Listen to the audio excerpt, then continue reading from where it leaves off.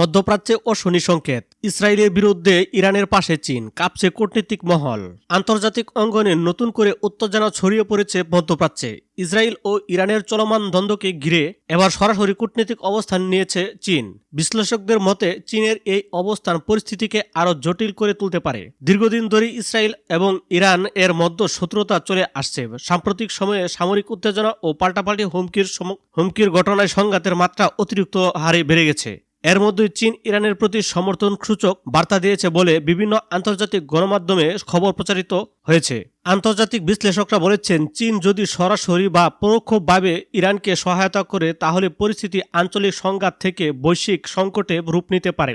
বিশেষ করে যুক্তরাষ্ট্র ও তার মিত্ররা ইসরায়েলের পাশে অবস্থান নেওয়ায় বড় শক্তিগুলোর মধ্যে পরোক্ষ সংঘর্ষের আশঙ্কা তৈরি হয়েছে। এদিকে জাতিসংঘ বিভিন্ন আন্তর্জাতিক সংস্থা পরিস্থিতি শান্ত রাখতে কূটনৈতিক আলোচনার আহ্বান জানিয়েছে। তবে সামরিক প্রস্তুতি ও কড়া বক্তব্য পরিস্থিতিকে আরও উত্তপ্ত করে তুলছে।